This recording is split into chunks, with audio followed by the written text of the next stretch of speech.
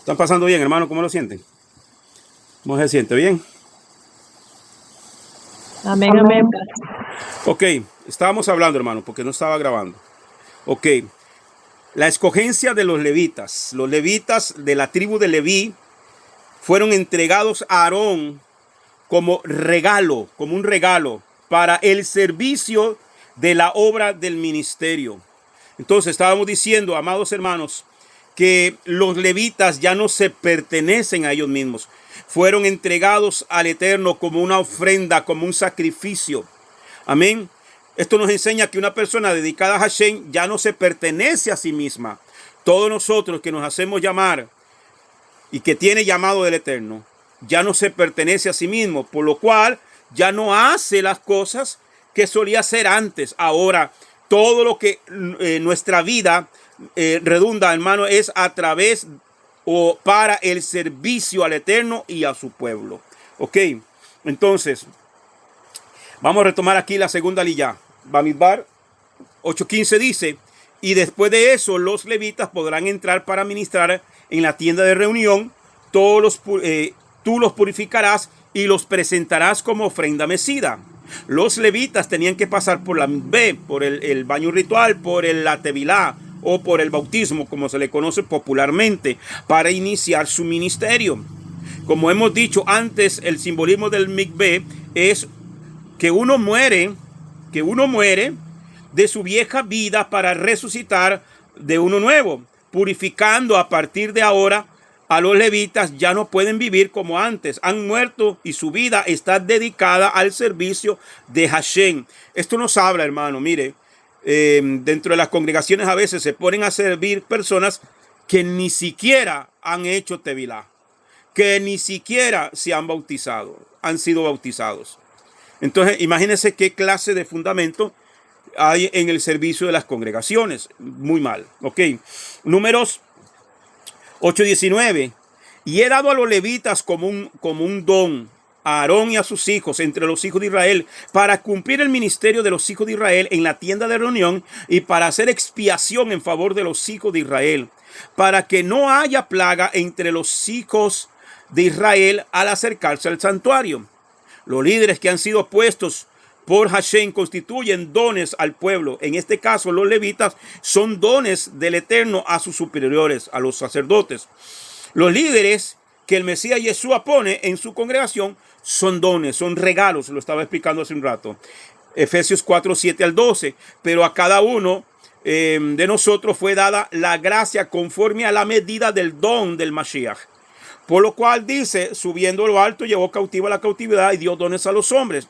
Pablo explica el significado del Salmo 68:18, versículo 18 y versículo 19. En eso de que subió, ¿qué significa? Sino que también había descendido primero a las partes más bajas de la tierra. El que descendió es el que también subió por encima de todos los cielos para llenarlo todo. Este subió hasta el séptimo cielo, por si no lo sabía. Hay 7 cielos. Otro día hablamos de ese tema. ¿Ok? Hasta el séptimo cielo. Para llenarlo todo. Y él mismo estableció a unos apóstoles, a otros profetas, a otros superiores, a otros pastores, a otros maestros, a fin de educar a los escogidos para la obra del ministerio. Entonces, esto es lo que habla, hermano, que un don no es para beneficio propio. Un don es para la edificación del cuerpo de Mashiach.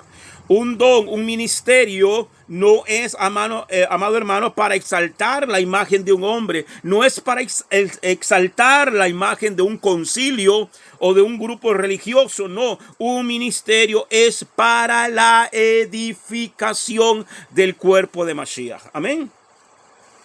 Los dones ministeriales son dados para perfeccionar a los santos, para que ellos hagan la obra del ministerio para la edificación del cuerpo del Mesías. Observe que los santos son los que hacen la obra, dirigidos y perfeccionados por los 5 dones ministeriales. Dice también el texto que leímos, para que no haya plaga entre los hijos de Israel acercándose al santuario. Si los levitas no cumplen su ministerio, los israelitas o los primogénitos tendrán que hacerlo. Pero por causa del becerro de oro, no les es posible porque llegaría la plaga sobre ellos. Por eso, al servir los levitas en lugar de los hijos de Israel, no habrá plaga sobre ellos. Quedaron descalificados por haber adorado el becerro de oro. Por eso el Eterno escogió a los levitas. En este versículo se menciona la frase los hijos de Israel 5 veces. De esta manera Hashem muestra su amor y cariño por su pueblo. Él estaba preocupado. Él no quiere la muerte del que muere, dice la Biblia. Números 8:24. Esto es lo que se refiere a los levitas. Desde los 25 años en adelante entrarán a cumplir el servicio en el ministerio de la tienda de reunión. En Números 4:3 se habla de los 30 años. Esto lo hemos explicado en otra ocasión. Rashi, el rabino Rashi, dice que estuvieron 5 años preparándose para poder entrar plenamente en el ministerio. Fue una yeshiva de 5 años. O sea, ¿qué es la palabra yeshiva?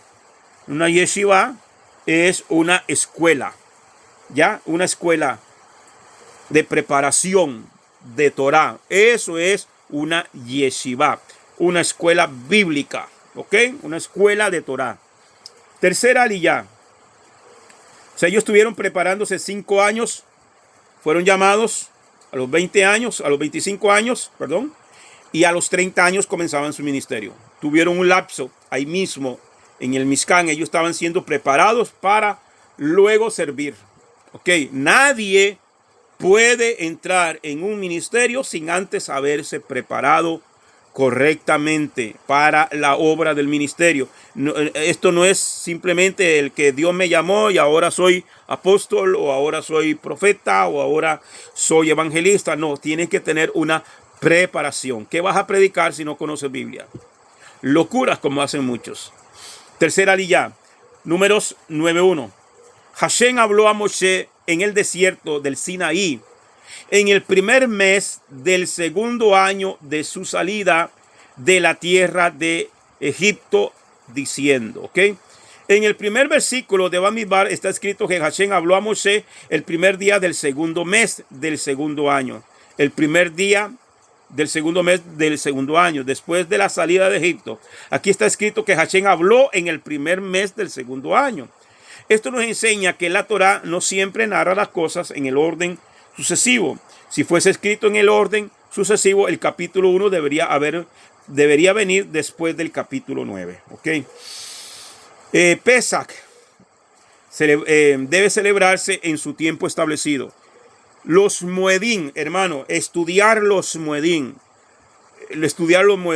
Yo creo, hermano, que es necesario repasar. Ahí están los videos, están los PDFs, está todo, hermano. Yo mismo tengo que volverlo a estudiar y arreglar algunas cositas de los PDFs.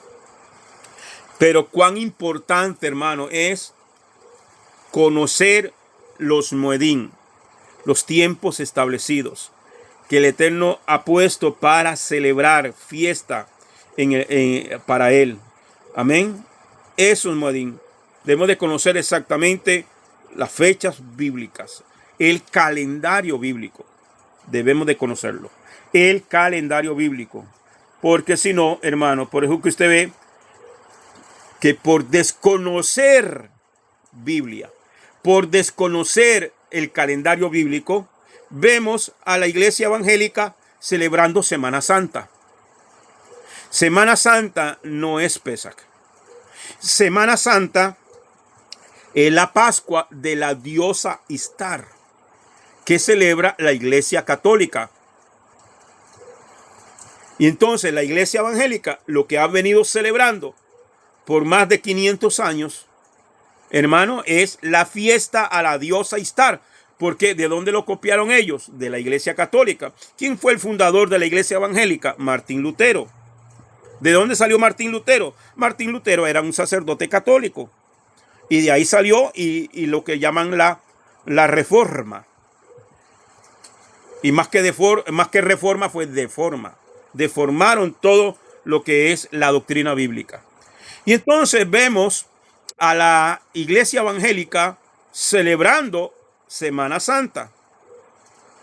¿Y cuántos de nosotros crecimos creyendo que Semana Santa era una fiesta de Dios? ¿Cierto?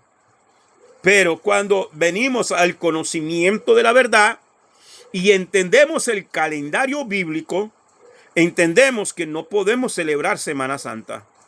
¿Ok? Entonces, Números capítulo 2 dice, capítulo 9, versículo 2, que los hijos de Israel celebren Pesach a su tiempo señalado. Que celebren Pesach. Y inicia con Pesach.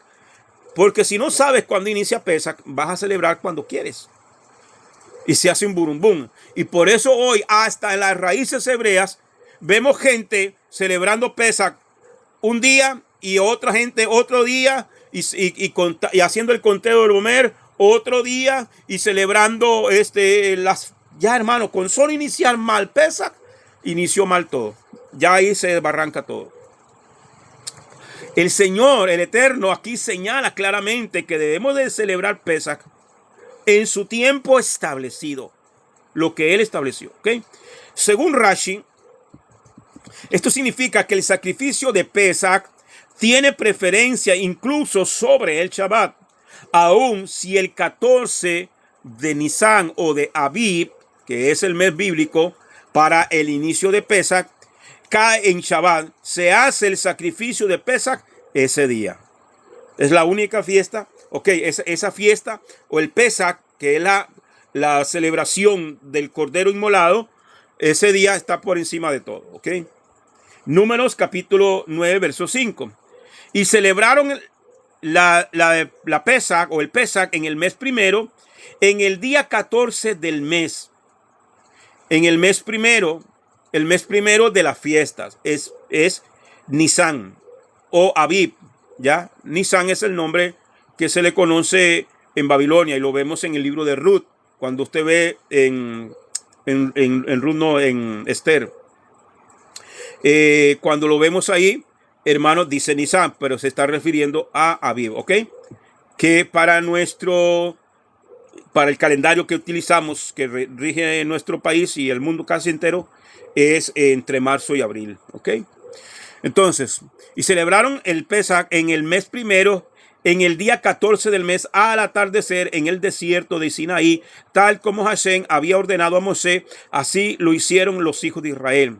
Esta fue la única vez que celebraron Pesach en el desierto. Rashi considera que fue una vergüenza para los hijos de Israel no celebrar Pesach más que una vez durante 40 años, los 40 años. Sin embargo, los hijos de Israel no podían circuncidar a sus hijos en el desierto y por lo tanto no podían celebrar Pesach más que una vez.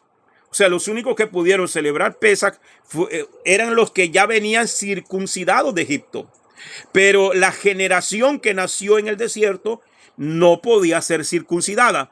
Por lo tanto, si no hay circuncisión, si no hay el Brit Milá, no puede celebrar Pesach. ¿Ok? Entonces, sin embargo, los hijos de Israel no podían circuncidar a sus hijos en el desierto y por lo tanto no podían celebrar Pesach más que una vez. Un padre cuyo hijo no está circuncidado no tiene el derecho de ofrecer el sacrificio de Pesach, según lo vemos en Éxodo capítulo 12, versículo 48. ¿Ok? Lo estudia en su casa. En el libro de Josué, capítulo 5, versículo 2 al 10 dice, le leo Torá viviente, fue en ese momento en que Adonai le dijo a Yehoshua, y Yehoshua es Josué, hazte un cuchillo de pedernal y circuncida a los hijos de Israel otra vez, una segunda vez. Así que Yehoshua, Josué, se hizo un cuchillo de pedernal y circuncidó a los hijos de Israel en Kiviat Haralot, la colina de los prepucios, le llamaron así.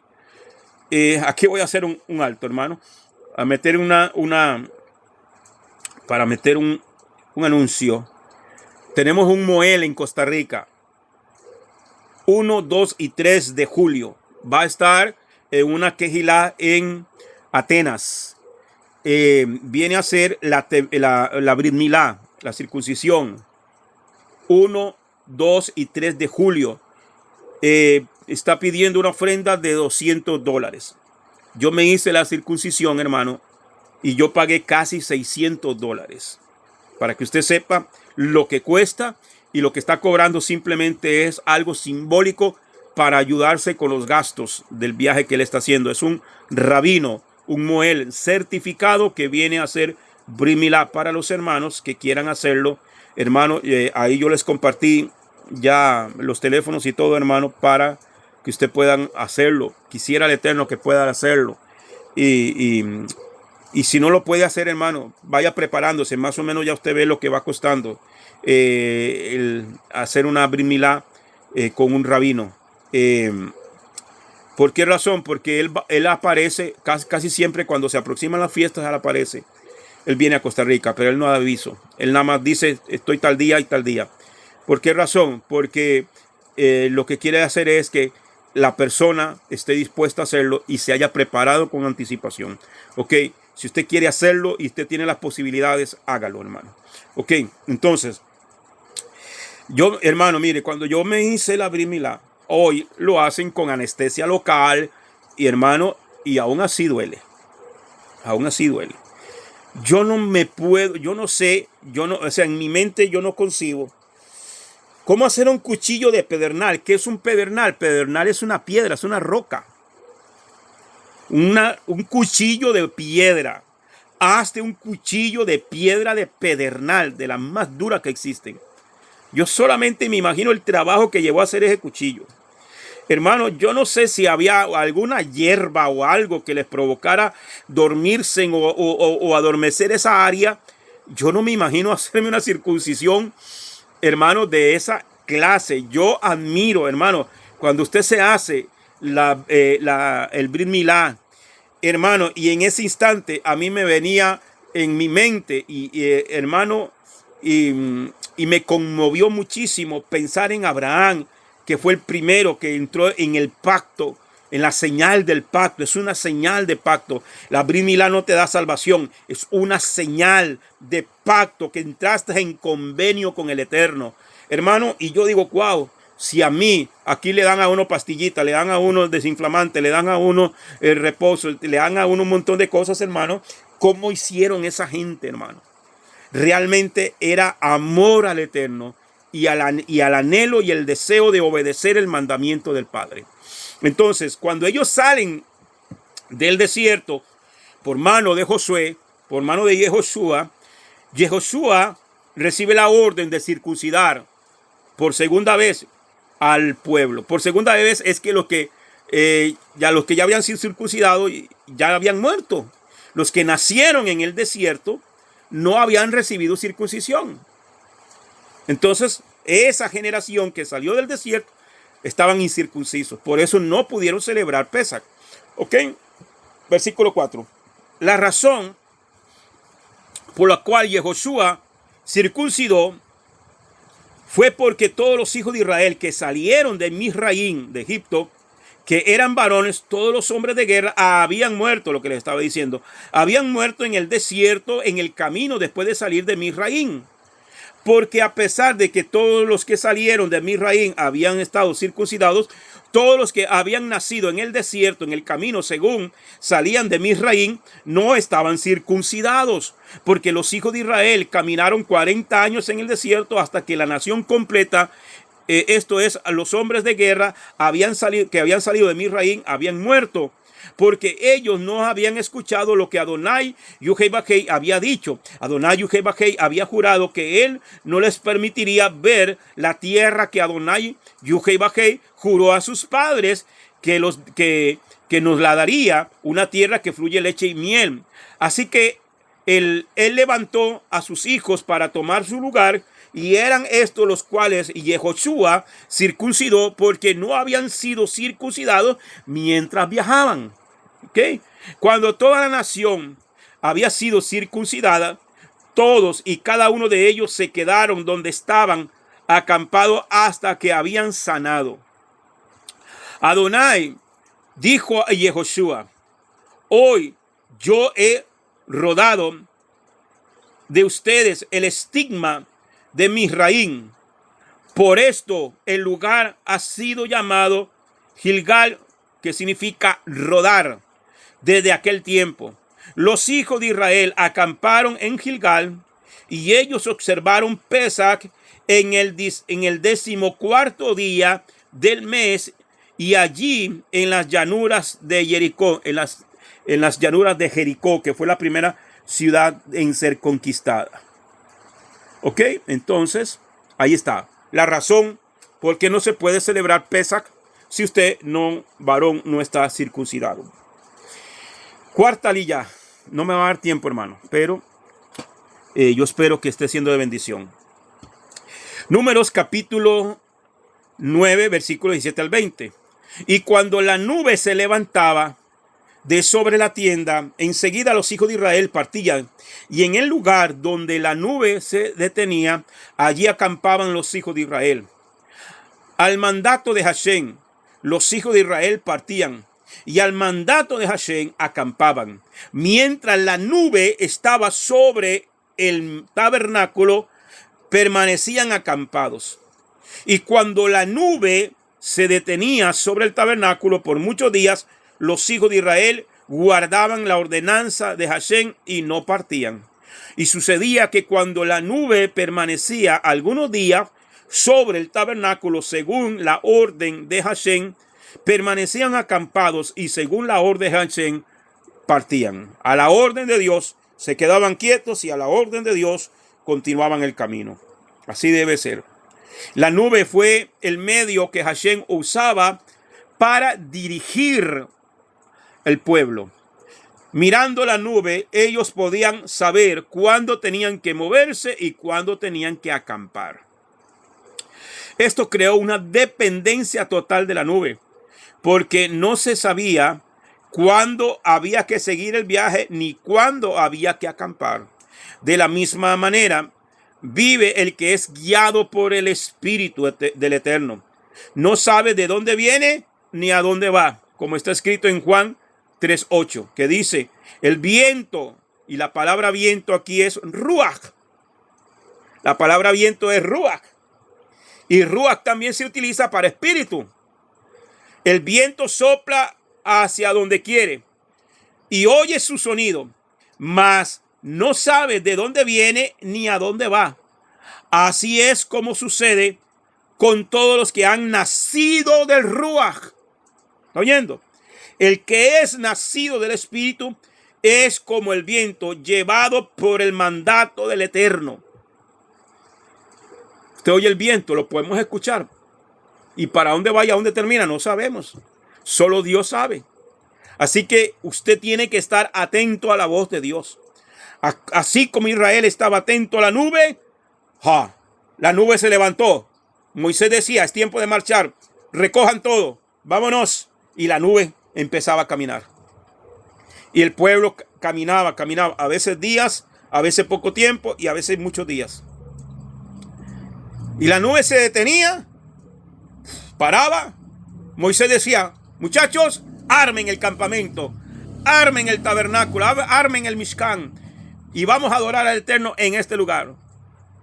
En algunos lugares acamparon años. En algunos lugares acamparon días, conforme el Eterno quería hacer. O sea, a veces uno tiene que caminar 40 años por el desierto. A veces cree que uno caminaron todos los días 40 años. No. Pasaron acampados durante mucho tiempo en un solo lugar. ¿Ok?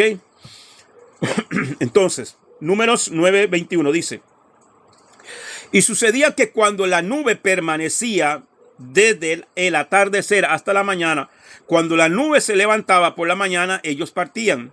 Y si permanecía durante el día y durante la noche, cuando la nube se levantaba, ellos partían. Ya fuera que la nube se detuviera sobre el tabernáculo, permaneciendo sobre él 2 días, 1 mes o 1 año, los hijos de Israel permanecían acampados y no partían, pero cuando se levantaban, partían. Había que estar atento al movimiento de la nube. Los hijos de Israel no sabían cuánto tiempo tenían que estar acampados en cada lugar. Si una noche o 10 años. Siempre tenían que estar listos para seguir adelante. Esto nos enseña acerca de la importancia de la dependencia del Eterno. Los impulsos que Él está dando son para seguir. El que hace caso a esos impulsos estará siempre bajo la protección divina, como los hijos de Israel estaban protegidos bajo la nube en el desierto. El que no hace caso a los impulsos del Eterno perderá la protección que existe para los que caminan con Él. Esta dependencia de Hashem fue muy preciosa para él, como está escrito en el libro del profeta Jeremías, capítulo 2, versículo 2 al 3. Dígame, hermanito José David. Levantó la mano. Bueno, Bamidbar, capítulo 2, versículo 2 al 3 dice: los hijos de Israel, y esto es Jeremías en realidad. Jeremías, deme un segundito. Luego lo arreglo. Ok. Los hijos de Israel acamparon por clanes. Ah, no, sí está bien. Ok. Acamparon por clanes. Cada hombre con su propia bandera y bajo el símbolo de su clan. O sea, cada tribu tenía una bandera, o cada clan, cada familia tenía su bandera. Amén. Entonces, por una bandera, un estandarte. Dice: acamparán alrededor del Mizcán del testimonio, pero a la distancia. Acamparon en el frente, al lado este, la bandera de la división de Yehudá, tropa por tropa. El capitán de los yehuditas, o sea, de los judíos, Nasón, hijo de Abinadab. ¿Estás dispuesto a vivir siempre así con tu Padre Celestial? ¿Estás dispuesto a tener tu vida no tan planificada? ¿Estás dispuesto a ser llevado por la presencia del Espíritu del Eterno en todo momento? ¿Estás dispuesto a mudarte de un lado para otro según el mandato de la Shekinah, de su gloria, de su presencia? Entonces, el que camina con Adonai tiene una vida móvil, no es cómodo. Mientras estemos esperando el reino mesiánico, no podemos parar, sino siempre estar listos para cualquier tipo de cambio, para poder seguir bajo la presencia de Hashem. Hermano, cuando yo me vine para acá, dejar mi vida allá en San José por más de 20 años, venirme para acá a mi pueblito donde nací, me fue muy difícil y casi que obligado por el Eterno. No lo entendía. No lo he terminado de entender. Entiendo algunas cosas, el porqué. Una de esas, mi madre, que necesitaba ayuda. Si no hubiese estado aquí, como muchos me lo han dicho, su mamá ya se hubiera muerto. Y en poquito tiempo que yo me vine para acá, mi mamá apareció con cáncer de estómago. Y el que la cuidó todo ese tiempo fui yo. Estuvo internada 15 días para cirugía. Y yo pasé sentado en una silla los 15 días. Con una comida al día, hermano. Y por allá me prestaban un baño para bañarme. Porque no tenía ni los pasajes ni nada, hermano. Fue muy duro. Pero entendí el propósito del Eterno. No tenía ni por la mente me pasaba tener una congregación aquí. Era lo que menos se me ocurría. Lo que menos se me ocurría. Y el Señor todo lo planificó. Todo lo planificó. Y a veces no lo entendemos. Pero tenemos que estar dispuestos a movernos conforme la nube se mueva.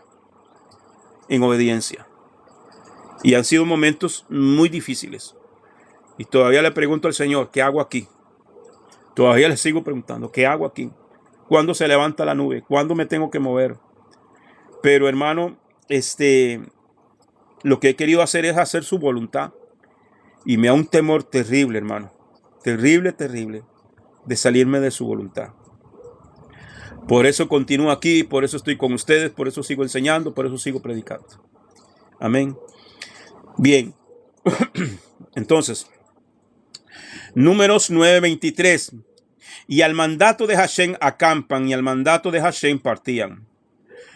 Guardaban la ordenanza de Hashem, según el mandato de Hashem, por medio de Moshe, por medio de Moisés. Era la orden. El pueblo nada más obedecía. Escuchaba y obedecía. Escuchaba y obedecía. Escuchaba y se movía, o escuchaba y se quedaba quieto. Este texto nos enseña que Hashem dirigió a su pueblo por medio de un mandato que fue manifestado en la nube y por medio del profeta Moisés. Hashem dio el mandato con el movimiento de la nube y Moisés dio la orden. Esto nos enseña que debemos seguir la palabra de Hashem dada por su espíritu y por sus profetas para no quedarnos atrás y perder el mover de Hashem en este tiempo. El que piensa que puede servir a Hashem de la manera como se hacía hace años se equivoca.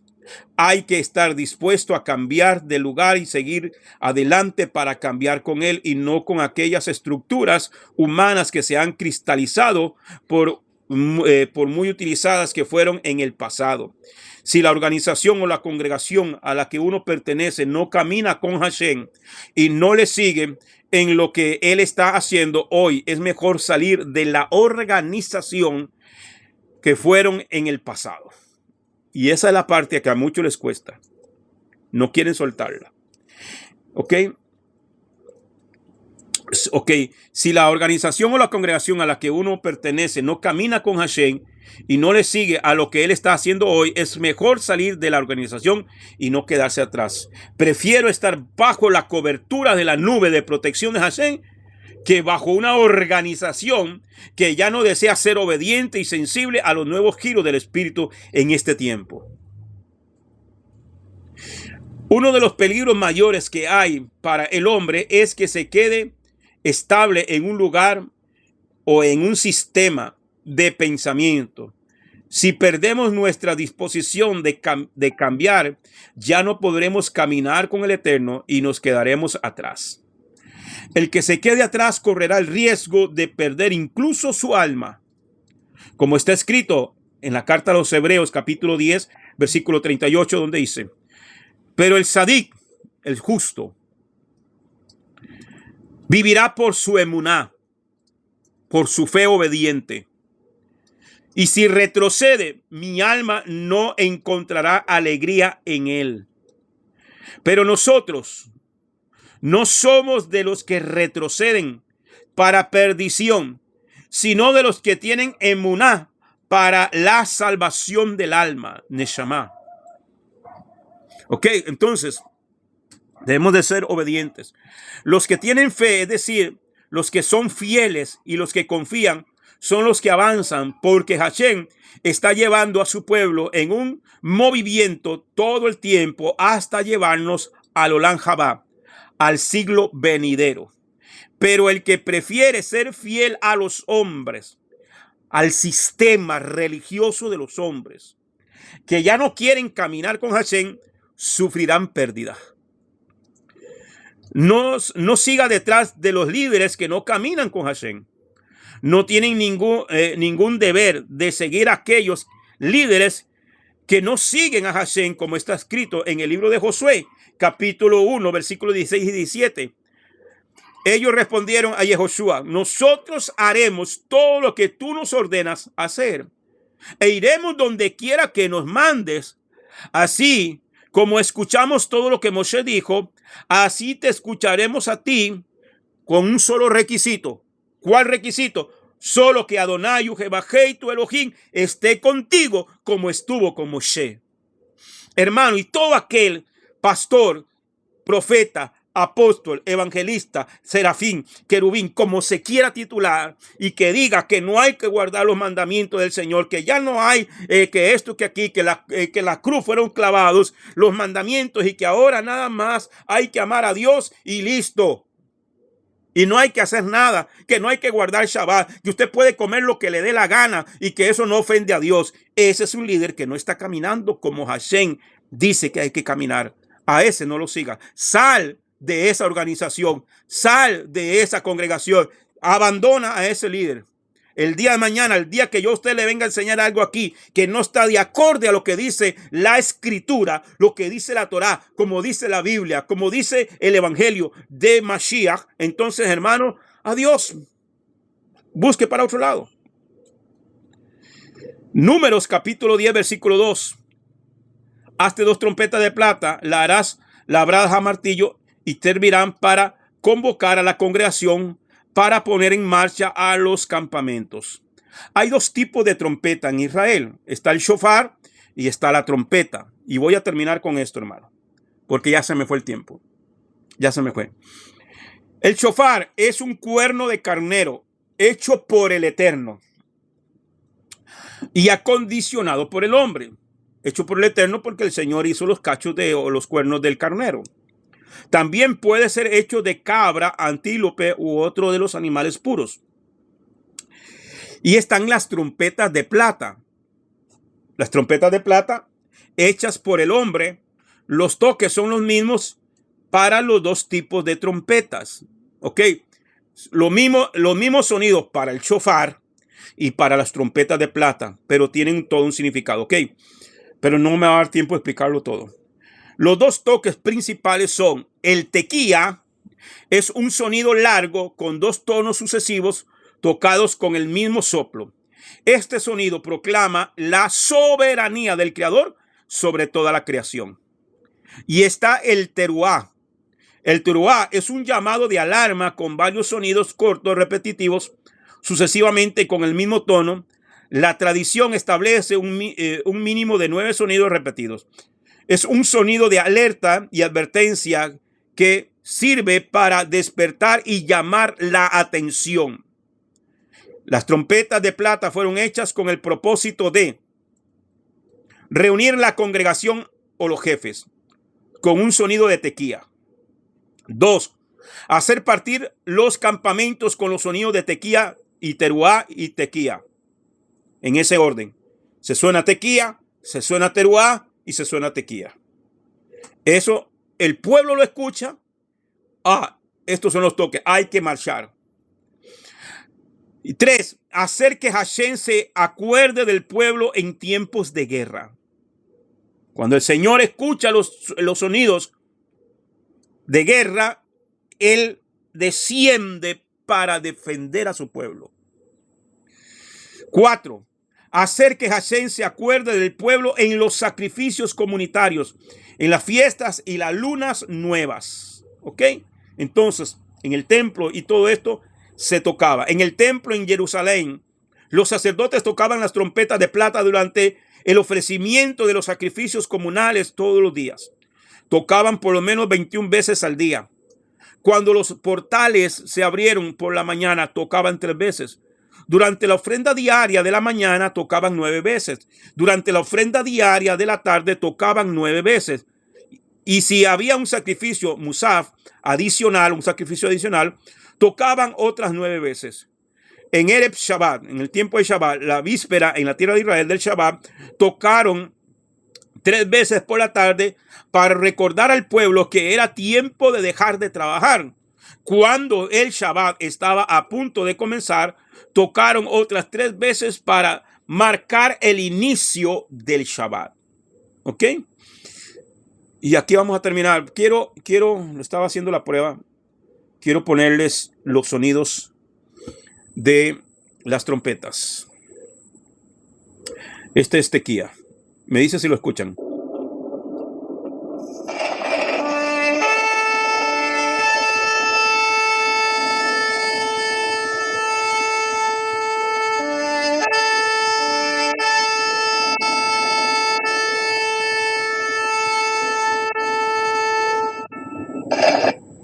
Ese es tequía. ¿Ok? Ese es tequía. Este otro es terumá. Teruá, perdón.